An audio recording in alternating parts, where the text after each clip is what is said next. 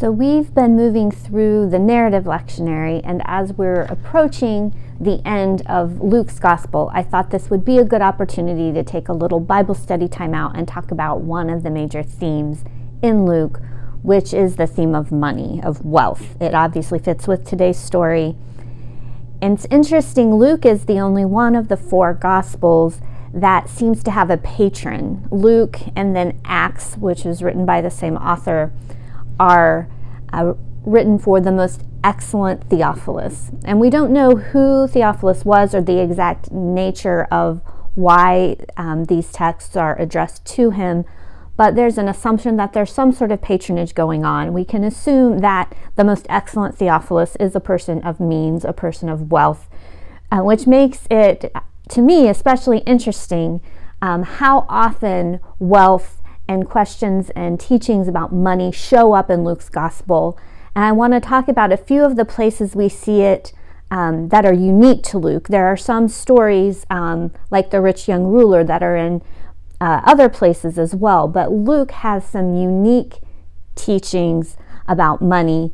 And the first major one is Mary's Magnificat. There in the very first chapter of Luke, before Jesus is even born, and Mary says, has this beautiful prayer song about how God has lifted up the lowly and brought the mighty down from their thrones, has filled the hungry and sent the rich away empty. It's a very much an economic statement that Mary is making, and that is only found in Luke.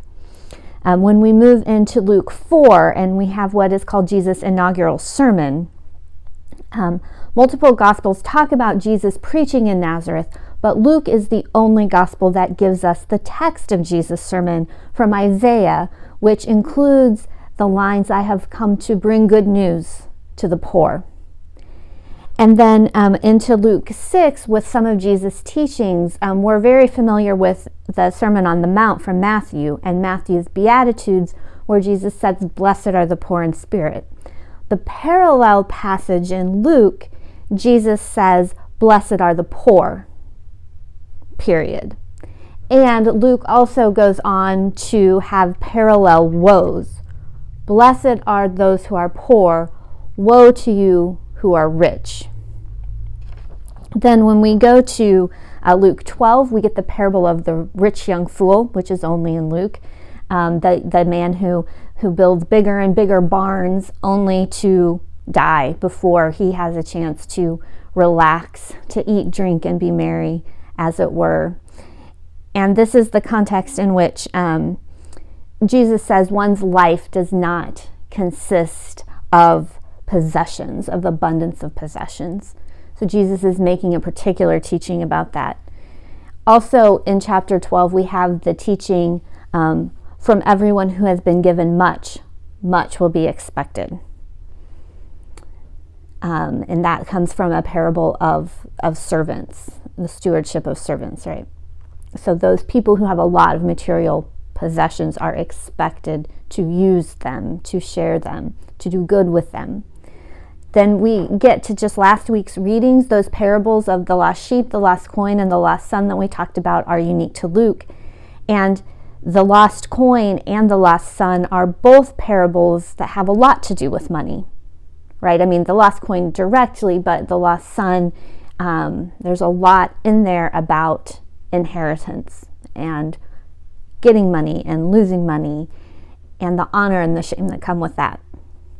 And moving into chapter 16, which we're talking about today, and we'll talk more about this parable of the rich man and Lazarus, which obviously has economic implications.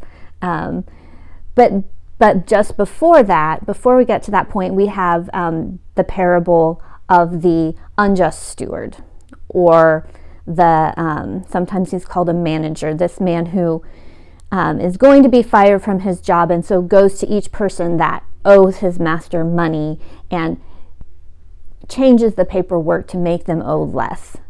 And it's in explaining this parable that Jesus says you cannot serve God and wealth.